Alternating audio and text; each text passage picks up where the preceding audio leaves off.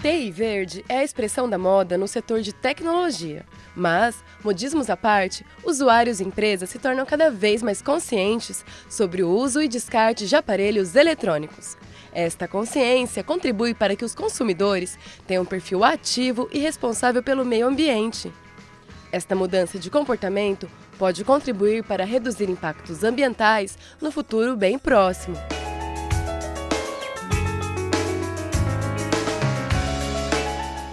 O Ecoideias começa agora.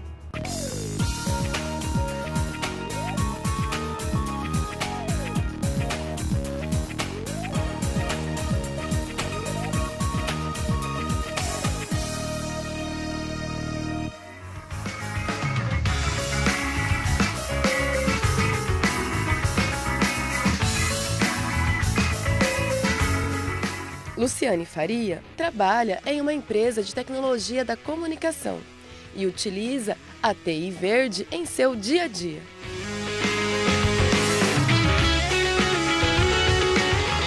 Como funciona e o que seria o conceito de TI verde dentro da empresa? Nós praticamos e falamos sobre a cultura da sustentabilidade. TI verde é uma parte dessa cultura.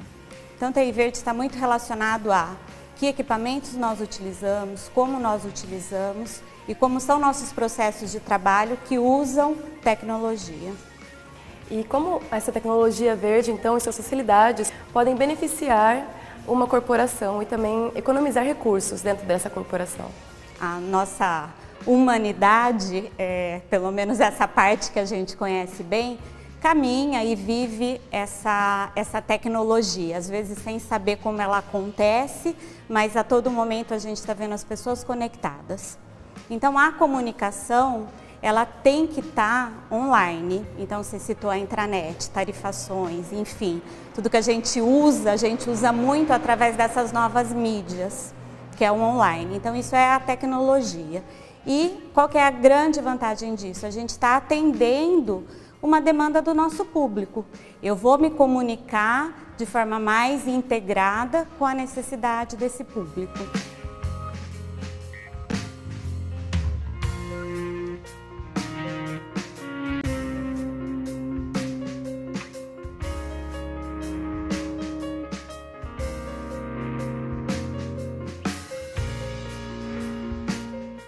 E atendendo esse tipo de demanda, como que fica a estratégia pensando essa tecnologia verde para uma empresa de serviços, por exemplo? É legal citar a questão de uma empresa de serviços, porque cada tipo de indústria, né, tem sua particularidade. Na empresa de serviços, a gente trabalha pensando nessa cultura da sustentabilidade. Aqui na Lecom mesmo, nós temos um software que automatiza processos. Então, nós temos os nossos processos aqui como qualquer outra empresa. E a automatização dos processos permite que eu ganhe tempo, economia de papel sem dúvida, o papel deixa de circular de forma segura, né? Porque eu tenho toda essa documentação guardada, arquivada na internet com segurança. E as pessoas ganham tempo. Um funcionário, por exemplo, que vai solicitar férias. Geralmente esse papel ia passar para um primeiro chefe direto, autorizando ou não autorizando, que depois iria para o RH cuidar do procedimento. Então, pelo menos passa por 3 pessoas, um papel ou um volume de papéis. Nós podemos fazer todo esse processo sem usar o papel, usando uma documentação online. Como que é feito o treinamento dos funcionários para o dia a dia verde? Eu penso que nós, dentro do nosso ambiente, todo mundo já tem a informação da necessidade, né, da economia dos recursos que estão relacionados muito à TI verde, e nós temos a consciência. No nosso dia a dia falta a prática, desde lá de dentro da nossa casa, a questão de banhos curtos, de apagar a luz quando não estiver utilizando o ambiente. Então, são esses pequenos passos que a gente tem que trabalhar dentro da cultura da organização, porque isso vai refletir no dia a dia da empresa em si e no dia a dia das pessoas, porque elas podem, depois de ficar praticando aqui, sendo treinadas, sem treinadas, elas vão levar essa cultura para outros lugares.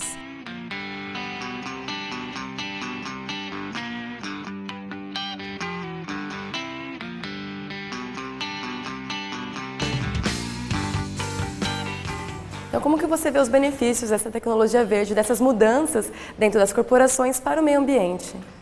Ela é essencial para o meio ambiente, né? A gente está vivemos nesse momento uma situação caótica na capital da falta d'água, então é óbvio que isso tem relação com a nossa intervenção na natureza, né? Então a natureza ganha. Se a natureza ganha, a consequência é que nós ganhamos, sem dúvida nenhuma. Então precisamos fazer isso. Eu não sei o tempo, nem o volume. Me parece que estamos um pouco atrasados, então precisamos correr. Obviamente, quando falamos de redução de custos, as empresas ganham também, né? Então elas ficam mais produtivas financeiramente. E tem um terceiro aspecto. Eu vou citar um exemplo daqui, de dentro de casa, da Lecom. Nós temos a distribuição de lucros aqui na Lecom, então toda a equipe tem participação nos resultados. Se a empresa economiza algum tipo de recurso, como uso da telefonia de forma inteligente, a questão dos deslocamentos, que é um grande gasto nas empresas de serviço, seja de ônibus, de carro ou de avião, se existe uma política que faça um planejamento da questão dos deslocamentos, uso de energia de uma maneira geral, eu saio, a sala fica ligada, o ar-condicionado que é para 100 pessoas, continua ligado quando está uma pessoa, não, isso é errado. Então todo esse pensamento ajuda na cultura da organização, porque cada pessoa que desligar um ventilador que está ligado a mais, ou uma luz, ou planejar melhor o seu deslocamento, ele ganha no final, e ele ganha dinheiro, porque tem distribuição de resultados de acordo com a performance da empresa. Então eu penso sim que todos ganham, é aquele tipo de relação que é ganha-ganha sem dúvida nenhuma. A sociedade, a natureza, a empresa que economiza e o funcionário que também acaba ganhando. No Com certeza.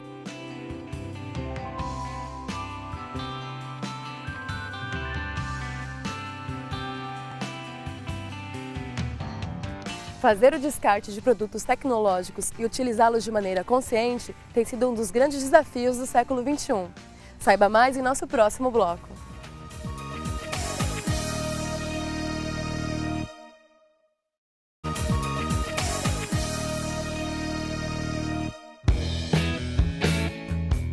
Para manter o fluxo de informações, é preciso uma grande quantidade de servidores e parques tecnológicos, conhecidos como data centers. Estes parques tecnológicos consomem muita energia e atraem a atenção de pesquisadores, que buscam, através da TI verde, otimizar processos e economizar recursos energéticos. Manuel, como que a comunidade científica pode auxiliar no desenvolvimento de pesquisas que favoreçam o desenvolvimento sustentável? Bom, Patrícia, pensar em desenvolvimento econômico sem causar impacto ambiental hoje é algo muito complicado, pois para ter desenvolvimento econômico é necessária infraestrutura e a energia elétrica é uma dessas infraestruturas básicas. A comunidade científica ela trabalha em duas frentes. A primeira frente trabalha pesquisando as fontes de energias alternativas ou fontes de energias renováveis, como a energia solar e eólica, que são muito conhecidas aqui no Brasil. Mas um dos problemas com relação a essas fontes de energia é o custo de geração delas se comparado com a energia hidrelétrica, que é uma energia mais convencional utilizada aqui. Por exemplo, a eólica ela tem um custo mais ou menos 40% superior ao da energia hidrelétrica. Agora, isso pensando, Patrícia, para grandes demandas de energia. Se pensarmos, por exemplo, para pequenas demandas, pequenos consumos de energia, pensar em alternativas usando fontes renováveis é bem interessante. Por exemplo, o telefone celular é um aparelho que consome pouca energia, e carregando ele consome em torno de 4 watts. Só que, se nós pensarmos isso aí numa grande quantidade de telefones celulares que nós temos aqui no Brasil, 270 milhões de celulares, isso aí representa mais ou menos, em termos de energia, energia suficiente para abastecer uma cidade de 250 mil habitantes para um mês. Então, pensar numa tecnologia como essa é interessante. Porém, os fabricantes ainda insistem, quando vendem esses equipamentos celulares, em utilizar o carregador tradicional que vai ligado na tomada. Se pensar em colocar um carregador com tecnologia de energia solar, isso talvez estimularia exatamente o consumidor final a, se necessitasse, ele fosse buscar um outro carregador caso desse pifasse ou coisas do tipo. Tornaria a tecnologia mais popular. E também economizaria um pouquinho na energia elétrica. No próprio consumidor final, conseguiria ter uma economia na sua conta de energia. Agora, a outra frente de pesquisa, ela pesquisa na melhoria da tecnologia dos equipamentos já existentes. Como, por exemplo, no caso dos monitores de computador. Até o final dos anos 90, a única tecnologia mais popular no mercado eram monitores CRTs como esse aqui, de 17 polegadas. Esse monitor aqui... O popular monitor de tubo, né? É o monitor de tubo que o pessoal conhece. Ele consome em torno de 80 watts. Com a atualização da tecnologia, os monitores de LCD, de LED, um monitor como esse aqui, ele faz o mesmo trabalho que este aqui, consumindo apenas 15 watts, ou seja, uma economia em torno de 80%. Agora, quando a tecnologia ela é atualizada, ela tem um custo inicial alto, mas ao passar do tempo, essa tecnologia sendo lançada, vai se tornando popular, vai barateando os custos de fabricação, e aí os próprios fabricantes acabam apenas fabricando tecnologias novas, como foi o caso dos monitores aí que foram atualizados recentemente.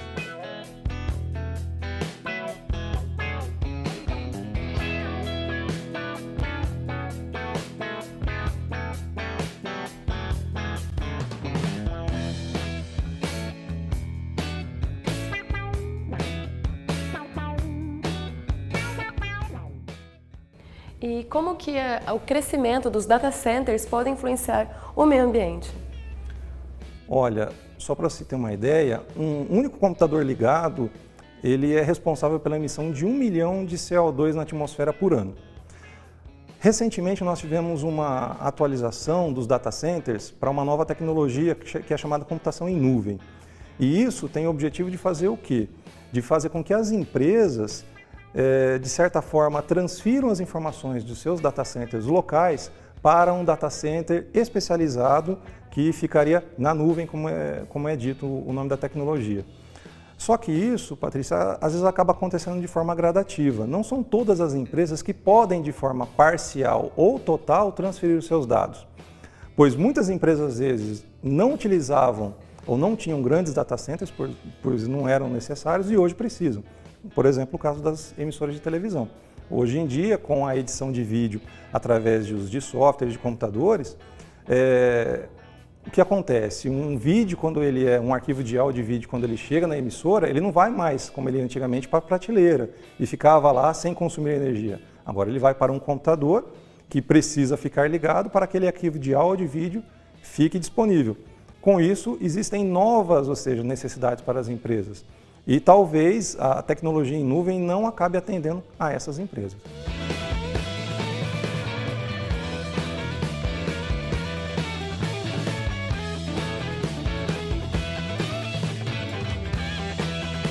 E como ficam os computadores de áreas de trabalho nessa situação?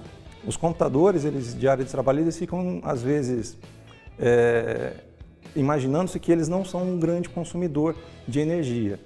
Mas esse é um desafio para os administradores de tecnologia da informação, pois um data center, ele concentra os computadores. Então, o ambiente ele está com a temperatura controlada, o acesso ao ambiente também está restrito, é controlado. Então, é mais fácil para o administrador de tecnologia da informação controlar um ambiente desse. No caso dos computadores dos usuários, já é mais difícil, porque é uma infraestrutura descentralizada e fica exposta ao usuário. Então, quando se aplica uma gestão de energia com vistas a deixar esse equipamento mais eficiente e aquela política, às vezes, não adere ao perfil do usuário, o usuário, às vezes, se sente um pouco com problemas com relação à utilização, acaba desligando demais o monitor ou alguma outra função, ele acaba alterando aquela configuração de energia, não deixando esse equipamento mais tão eficiente. Então esse hoje é um dos desafios, é manter que esses computadores que estão expostos aos usuários mantenham regras para que eles se tornem realmente eficientes. Uma pesquisa recente feita por uma grande empresa mostrou que numa determinada área de trabalho, o computador ele ficava ocioso até 50% do tempo do trabalho, da jornada de trabalho ali das pessoas. E qual seria a sua ecodica em relação a esse computador ocioso? A pessoa deve desligar o computador e ligar a cada instante que for ligar de novo? O que seria mais ecológico? As instruções, elas são muito simples, né? Muitos usuários acabam deixando o computador ligado de um dia para o outro ali, para não ter que, chegou no dia do trabalho novamente, religar. Abrir abas na internet, documentos. E hoje todos esses softwares eles permitem que ao fechar, por exemplo, no caso do navegador, no momento em que você abre, ele restaura as janelas que você tinha abertas, os arquivos também eles podem ficar. Então, hibernar o computador ou até mesmo desligar o computador, pois hoje os computadores novos religam num tempo muito menor, ainda é a dica mais eficiente aí, sem falar que você preserva a vida do seu equipamento também.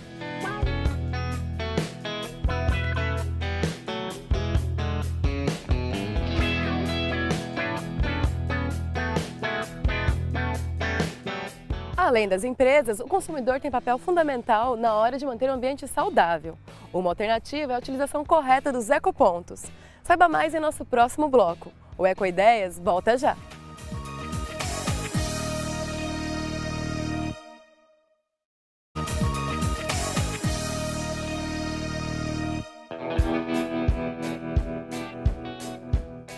Os ecopontos têm por finalidade disponibilizar aos moradores locais adequados para o depósito de produtos que não servem mais e que também não podem ser despejados no lixo comum.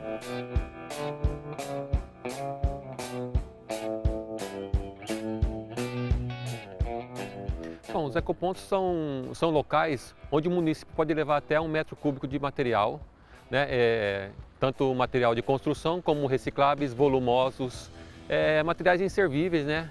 Que em vez de jogar nos terrenos baldios da cidade, ele pode estar levando no ecoponto.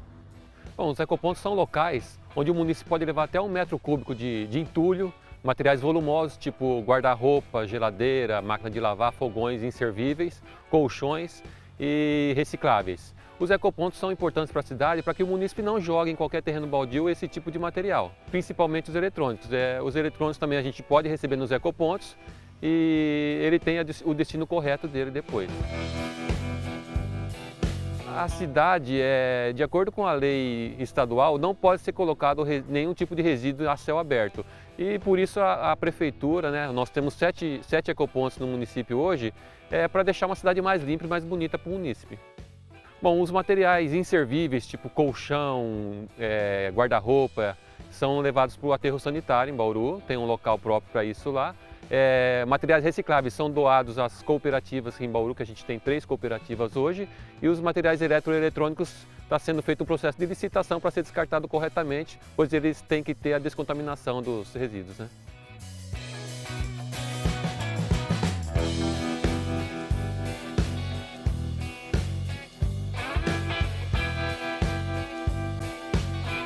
Uma alternativa para reduzir o impacto ambiental na hora de consumir energia é utilizar fontes renováveis. O professor de Engenharia Elétrica da Unesp, Alceu Alves, pesquisa a tecnologia verde através de fontes de energias renováveis. Professor Alceu, o que seriam as energias renováveis? Energias renováveis são aquelas que são tratadas como perenes. Então, hoje, o mundo é movido à energia fóssil, na sua grande maioria. Nós tratamos o petróleo, o gás natural, o carvão mineral como fontes que vão se esgotar um dia. As previsões mais otimistas dizem que o petróleo acaba em 40 anos. As fontes renováveis são aquelas que nós podemos renovar, como o próprio nome diz. Então, pensando, por exemplo, na energia da biomassa, né, o etanol, por exemplo, são fontes que nós temos a renovação a cada cultura da cana, a cada safra a gente pode plantar, replantar e está tirando energia desse produto. E as fontes perenes, no caso do sol, dos ventos, que são fontes que não se esgotam nunca, ou a previsão é pessimista que quando ela se esgotar, a humanidade também não vai mais precisar de energia, porque nós não teremos mais vida no planeta Terra. Então as fontes renováveis são essas que a gente consegue renovar e está sempre produzindo novamente. No caso do petróleo, nós temos um caso bastante particular, né? Que o petróleo ele foi resultado de sedimentação de produtos orgânicos ao longo de milhões de anos. Como a utilização é muito rápida, então a curto prazo nós teremos o esgotamento dessa fonte. Do mesmo modo, o carvão mineral e também os insumos que se usam na energia nuclear, né? O urânio, o plutônio, né? E assim outras fontes que são de origem fóssil. Como estão os dados em relação às energias renováveis no Brasil hoje? O Brasil é um país privilegiado pela oferta desse tipo de energia, a energia renovável.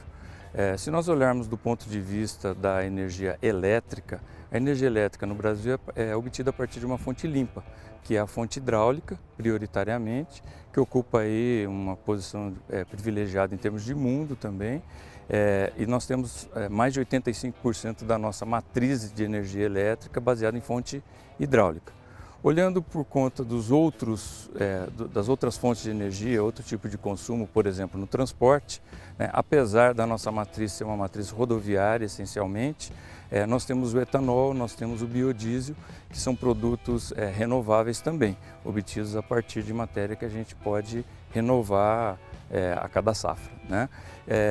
Em termos de utilização dessas energias, o Brasil tem uma posição de destaque, se a gente considerar o etanol e se a gente considerar a matriz hidrelétrica. Porém, em termos de uso da energia solar e da energia eólica, o Brasil ainda tem uma participação muito pequena no contexto mundial. E qual seria o nosso estado que mais produz esse tipo de energia? A energia solar ainda não existem matrizes que representem um percentual significativo na produção de eletricidade do Brasil. Nós temos uma pequena usina no Ceará, temos uma pequena usina próxima a Campinas, aqui em São Paulo, mas ainda não são números significativos. Porém, com relação à energia eólica, o Brasil já tem uma produção que começa a aparecer na matriz energética nacional. Os estados do Nordeste são os maiores produtores, né, principalmente com produção próxima à costa, onde a gente tem um regime de ventos mais constante. Então, principalmente o Rio Grande do Norte, que é o estado da federação que tem o maior número de usinas eólicas instaladas. Temos também no Ceará, na Bahia, e aqui no sul do país temos também usinas eólicas no Rio Grande do Sul, em Santa Catarina, além de outros estados com uma participação menos expressiva. E como você vê o futuro das energias renováveis, Alceu? É um futuro sem volta, né? É uma utilização que nós não temos como fugir, porque, como eu já tinha citado anteriormente, os combustíveis fósseis estão em extinção. A utilização tem diminuído, está fazendo com que se preveja uma utilização ainda um pouco maior, né, além dos 40 anos inicialmente previstos, mas de qualquer maneira eles vão acabar. Então não há como ignorar a necessidade de utilização das fontes renováveis de energia. Professor Alceu, qual seria então a sua ecodica para a utilização doméstica das energias renováveis? Em ambientes domésticos, as possibilidades de uso são muito grandes. Hoje nós já temos no Brasil uma grande participação do aquecimento solar de água, que é uma utilização da energia do sol para aquecimento de água de uso doméstico e com isso deixando de utilizar o chuveiro elétrico. Então há sim um apelo forte para o uso residencial. Mas não só isso, a gente também pode ter colocação de placas fotovoltaicas nos telhados que vão fornecer energia elétrica para a alimentação de pequenas cargas, como é o caso da iluminação, dos aparelhos de informática, televisão. Então é possível a utilização. Hoje os preços ainda não são competitivos em se falando de energia solar, mas há uma tendência que a utilização em maior escala faça com que os preços caiam. Então é uma perspectiva muito boa.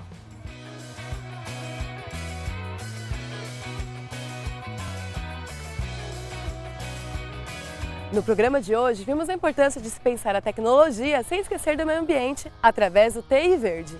Para rever este programa, acessar a outros Ecoideias e também enviar sugestões, entre no nosso site www.tv.unesp.br/ecoideias. Até o nosso próximo programa!